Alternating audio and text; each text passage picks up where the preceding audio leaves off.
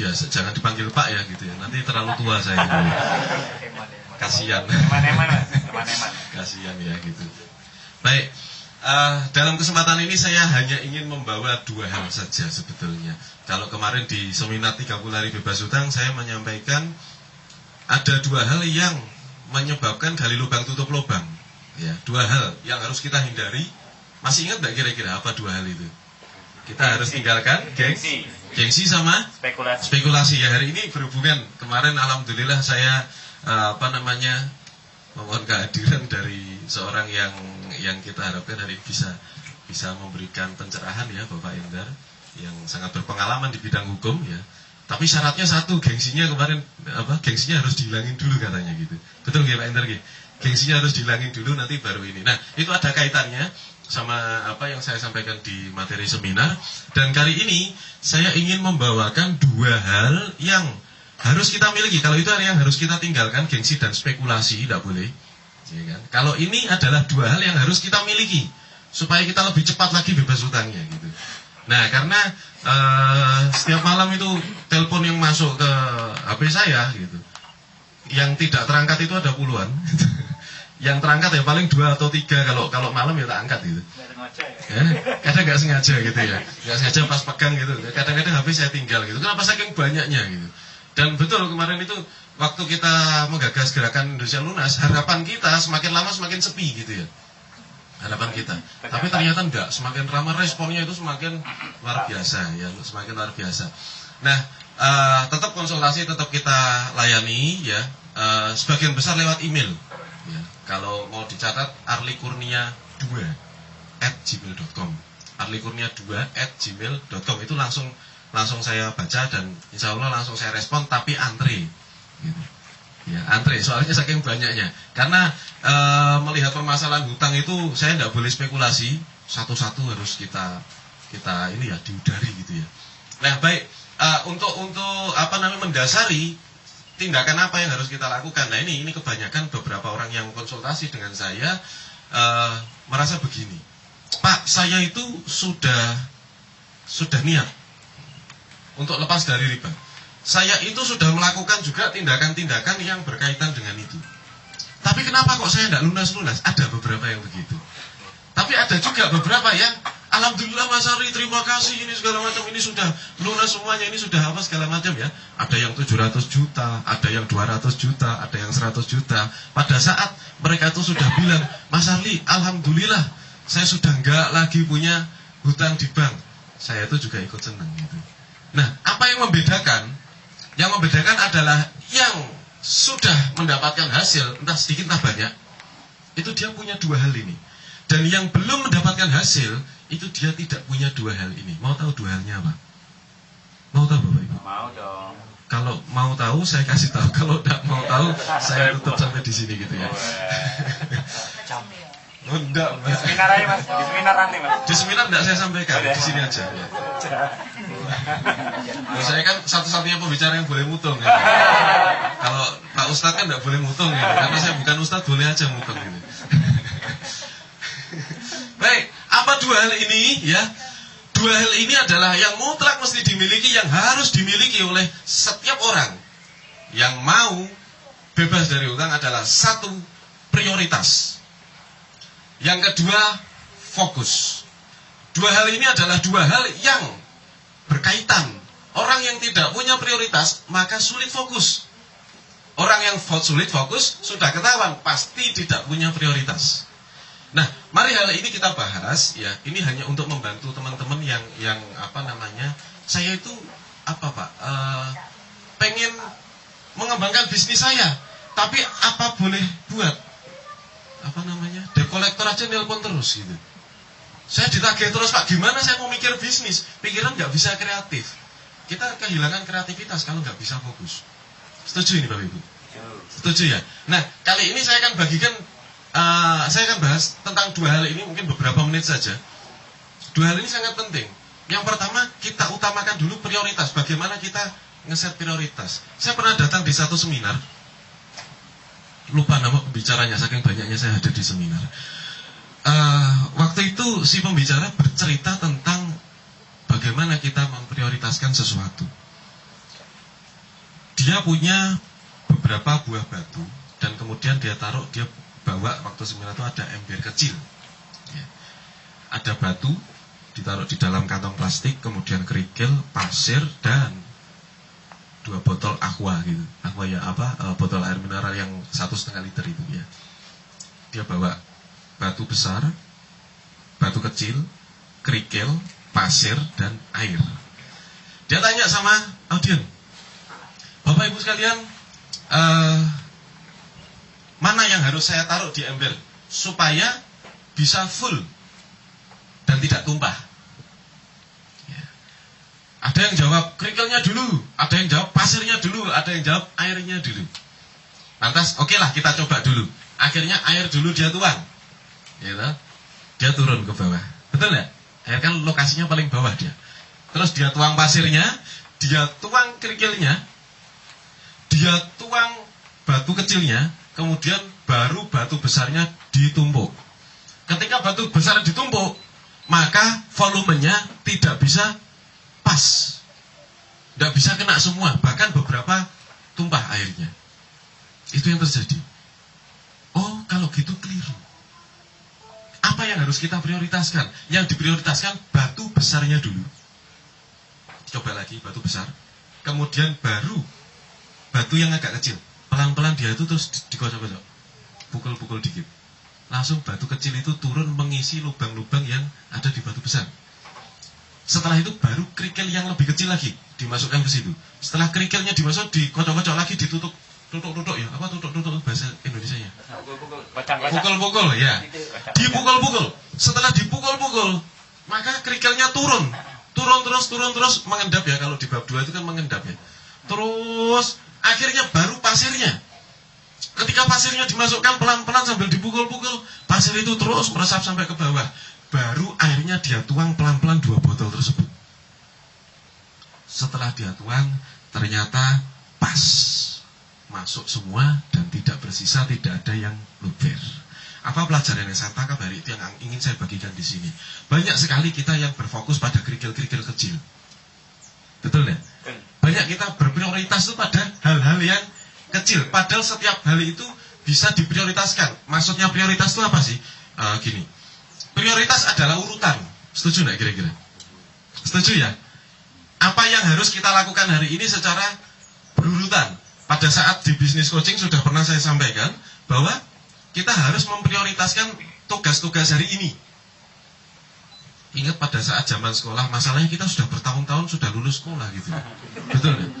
Jadi sudah tidak pernah lagi noto jadwal ini. Masih ingat noto jadwal? Masih ingat ya? Sekarang ingat noto ke jadwal anaknya.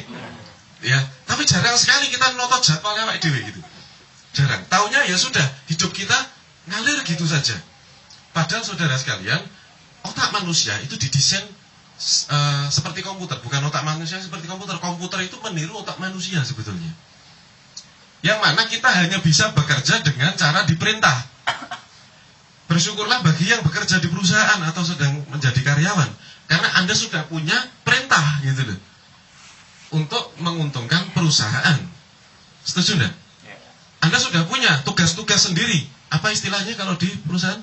Job desk-nya, ya kan? Tugasnya sudah ada tugasnya sendiri-sendiri, masing-masing bagiannya sudah terbagi. Yang marketing ya, dia ngurusi marketing, periklanan dan sebagainya. Bagi yang diproduksi ya dia ngurusi unit-unit produksi dan sebagainya. Dipimpin oleh manajer dan para direkturnya. Itu direktur itu ngurusin apa toh? Ngurusin manajer. Manajer ngurusin apa? Ngurusin tugasnya karyawannya. Betul ya kira-kira? Betul ya? Supaya sesuai dengan rencana gitu. Nah, problemnya adalah banyak sekali dari kita yang tidak merencanakan kehidupan, banyak sekali dari kita yang tidak mendetailkan apa yang kita lakukan hari ini. Betul nggak kira-kira? Betul ya?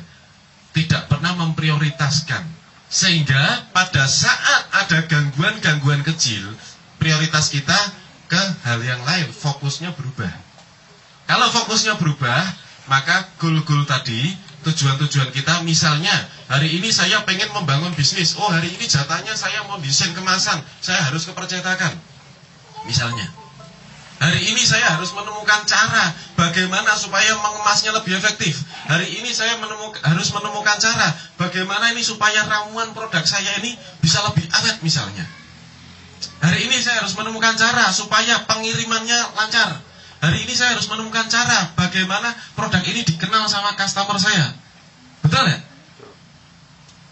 Jarang dari kita memprioritaskan waktu untuk menemukan cara. Setuju nih? Setuju ya? Jadi mulai dari sekarang, mari kita prioritaskan sedikit waktu untuk menemukan cara. Kenapa?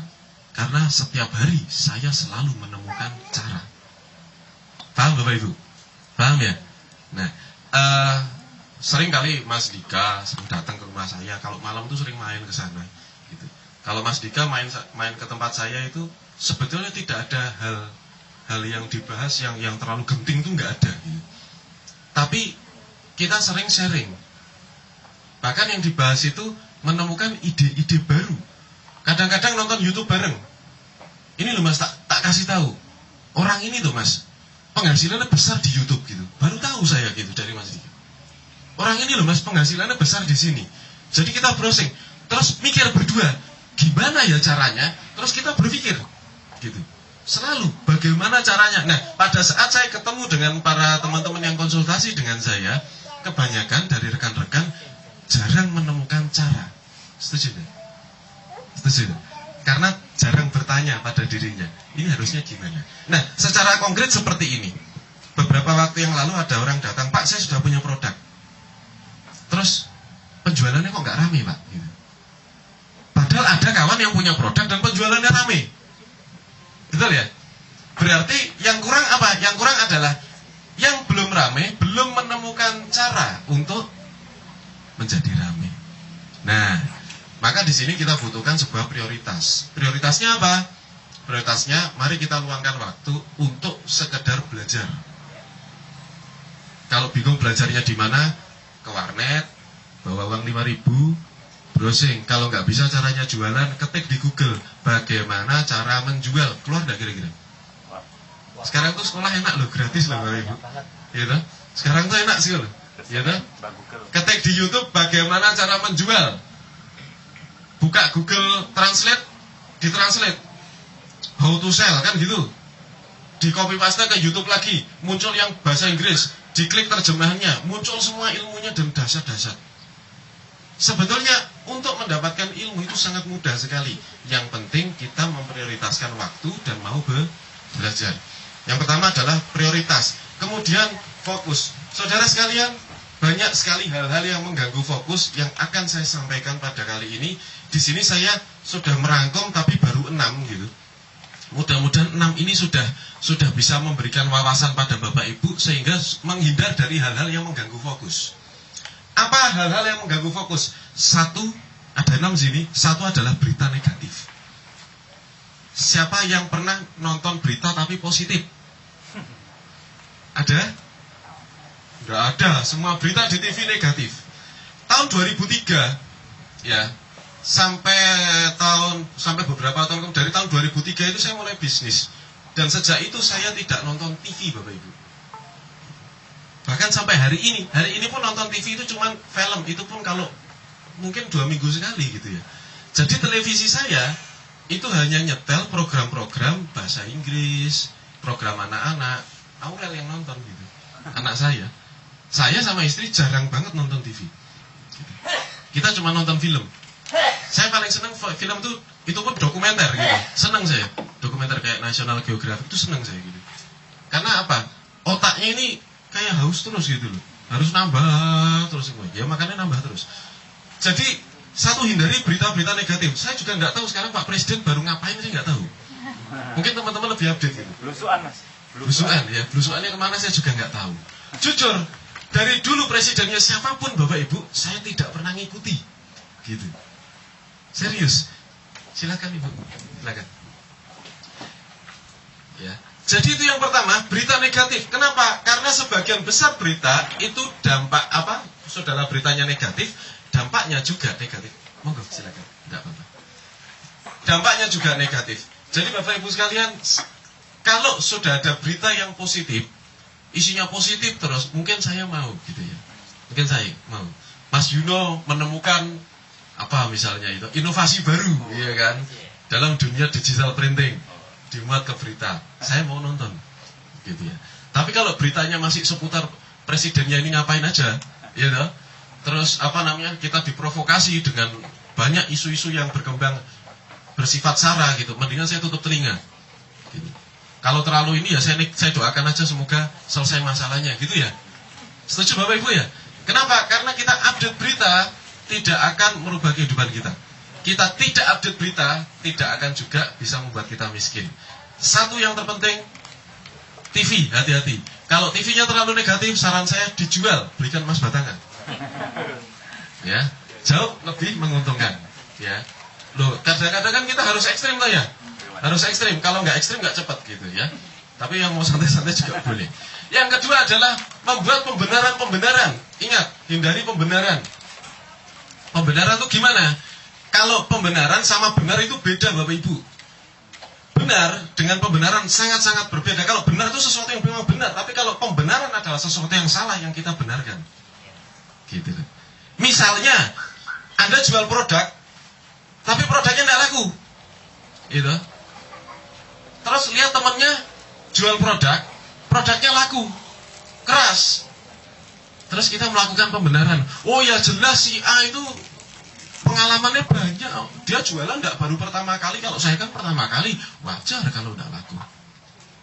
Paham? Itu namanya pembenaran. Hal yang merusak fokus adalah pembenaran. Yang tadi berita-berita, yaitu baik di media, sosial media maupun televisi. Yang kedua adalah pembenaran. Ini asalnya dari diri sendiri. Kalau kita terbiasa melakukan pembenaran, maka kita tidak akan berkembang. Itu yang kedua. Yang ketiga, Bapak Ibu, yang ketiga, keluhan. Ya. Siapa yang sering mengeluh? Ya. Saya rasa kalau sudah ikut seminar sudah nggak ngeluh lagi ya, gitu ya. Pusing ini Mas. Gitu. Ada banyak sekali orang yang konsultasi dengan saya. Mas Arli, tolong saya Mas. Saya udah pusing banget Mas. Hutang saya banyak, tolong bantu saya gitu. Saya bingung. Lantas saya jawabannya, oke Bu, saya bantu. Ibu sekarang cari obat pusing. Lah iya loh. Lah katanya pusing, utangnya banyak. Beli dulu obat pusing, diminum, gitu. Pusingnya reda, kita sama-sama mikir hutang.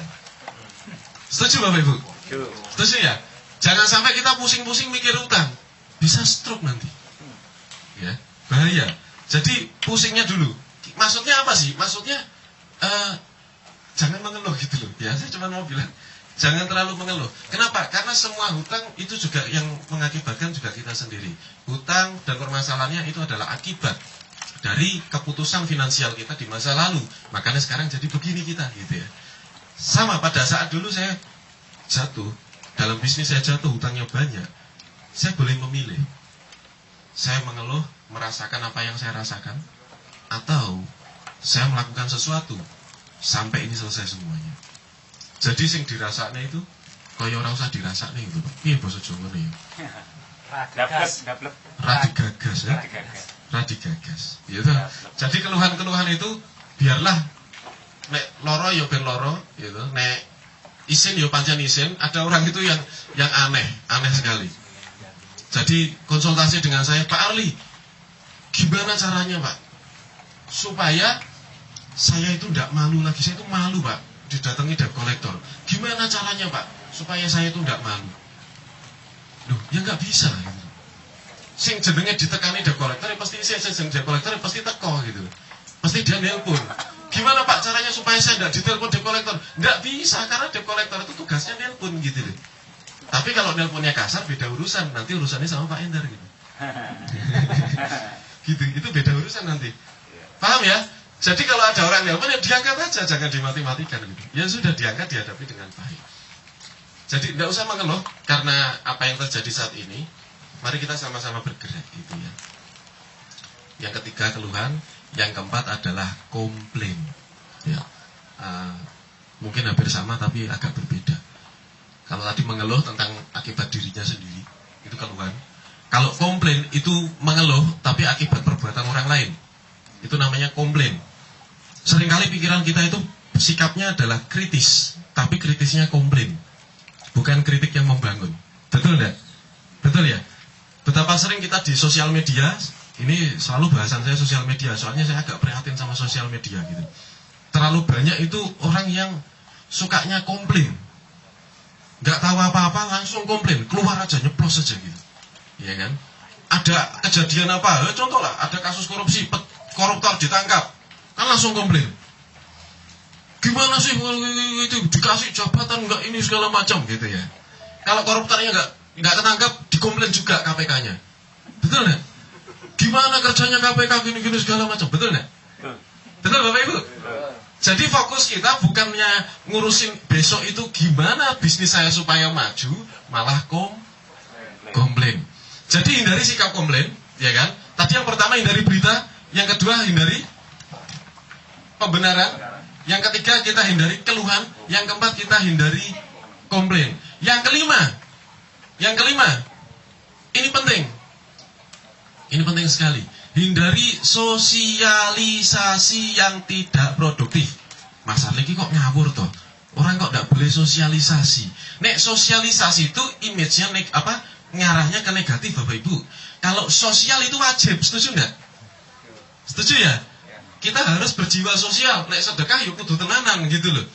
Kalau bantu orang ya harus benar-benar bantu. Tapi sosialisasi itu beda. Sosialisasi itu kita bersosial yang mengharapkan sesuatu. Setuju enggak?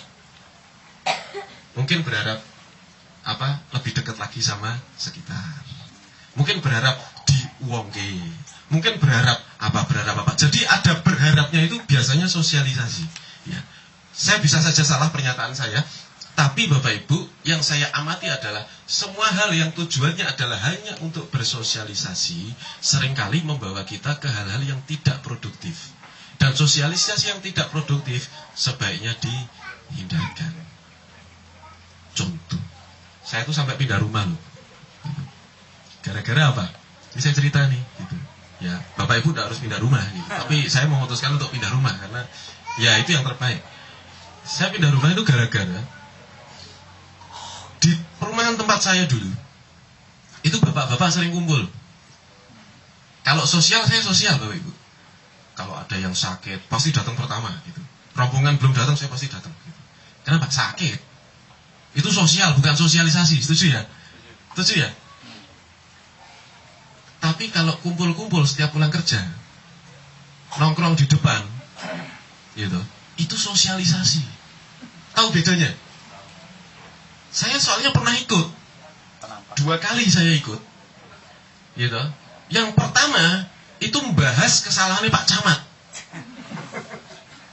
Yang kedua itu ngerasani Pak Lurah. Gara-gara katanya janjani mau bangun dalan, rasido bangun dalan. Setelah kepilih jarine ngono gitu. Makanya saya putuskan saya tidak ikut ngumpul lagi gitu. Kenapa? Satu, saya tidak kenal siapa Pak Lurah siapa Pak Camat. Yang kedua, bukan urusan saya, betul nggak? Yang ketiga, kalau jalannya rusak, kenapa saya tinggal di situ? Paham Bapak Ibu? Kalau punya uang yang didandani, nek iso pindah yuk pindah. Nek orang di duit, orang rasa komplain. Paham Bapak Ibu? Paham ya? Jadi mari kita bersikap itu yang apa ya namanya? Yang biasa aja lah gitu ya. Yang maksudnya tidak terlalu ya banyak sekali energinya terfokus ke situ. Padahal kalau nongkrong itu bisa 2 jam 3 jam. Jadi habis maghrib itu nongkrong sampai jam 9 malam, baru pada pulang. Nah kalau gitu padahal dari maghrib sampai jam 9 malam yang konsultasi sama saya lumayan banyak. Dan saya itu pas kreatif-kreatifnya, mendingan saya nulis artikel gitu loh ya. Nah itu yang ke berapa tadi? Ingat gak? 5. Saya tidak mau banyak-banyak ini. Yang ke-6 adalah memikirkan hal yang tidak bisa dilakukan dengan segera. Seringkali kita terjebak memikirkan sesuatu yang tidak bisa dilakukan dengan segera. Betul ya? Contoh, Bapak Ibu punya target besar enggak? Besar apa kecil targetnya? Besar Mas. Besar Mas gitu. Besar. Seringkali kita terjebak dengan target besar. Dan yang kita pikirkan adalah target besar terus. Sampai kita lupa memikirkan apa hal kecil yang harus dilakukan. Padahal sebuah target besar, misal kita pengen dapat duit 100 juta. Besar apa kecil? Dalam waktu berapa lama? Misalnya 2 bulan atau 3 bulan. Bikin pusing nggak kira-kira? Kalau 100 juta itu di kepala terus, lama-lama kita pusing, bisa stres. Iso kedonyan, paham ya? Kalau kedonyan, nanti ada peluang apa aja, nggak tahu itu baik apa buruk, pasti dicaplok. Nggak mikir halal apa haram, pasti disikat. Setuju nggak? Kenapa? Karena sudah mulai kedonyan, Bapak Ibu. Ini targetnya 100 juta dalam waktu 2 bulan untuk melunasi hutang misalnya. Tujuannya kan baik sebetulnya. Tapi kalau kita tidak memposisikan target yang kecil-kecil, kita nggak pernah ngatur target yang kecil-kecil, harian tadi, maka 100 juta sia-sia. Maka luangkan waktu untuk planning dulu, bikin target yang kecil-kecil yang bisa kita lakukan dengan segera. Kalau saran saya, kita punya target 100 juta, bagi 2. Tulis di kertas, kita bagi 2. Kolom A adalah kolom apa yang sudah kita punya, kolom B adalah kolom yang kita belum punya. Setuju ya? Untuk mencapai 100 juta. Misalnya, untuk mencapai 100 juta, kita fokus dulu yang belum punya. Apa? Bisnisnya apa? Belum punya. Berarti tulis di situ, bisnisnya apa? Belum punya. Kan gitu. Apalagi yang belum punya? Modalnya untuk bisnis juga belum punya. Tulis apa yang relasi bisnis apa yang belum punya, tulis semua. Yang kolom satunya adalah tulis apa yang sudah kita punya. Yang sudah kita punya. 1, pengalaman misalnya bisnis gagal 3 kali. Tulis. Kan pengalaman Bapak Ibu. Betul ya? Kan kita punya pelajaran dari situ. Pernah jualan di A, B, C, D segala macam dan laku. Pengalaman. Gitu lah. Masih punya kendaraan motor roda 2. Tulis. Kan apa yang kita punya. Paham ya? Masih punya gadget Android yang ada pulsanya. Tulis. Loh, itu loh Bapak Ibu. Jadi kita jarang sekali menulis secara terperinci apa yang kita punya dan apa yang kita belum punya. Sehingga apa? Otak kita itu gerambiang. Fokusnya 100 juta, 100 juta, 100 juta. Tapi tidak tahu detailnya bagaimana.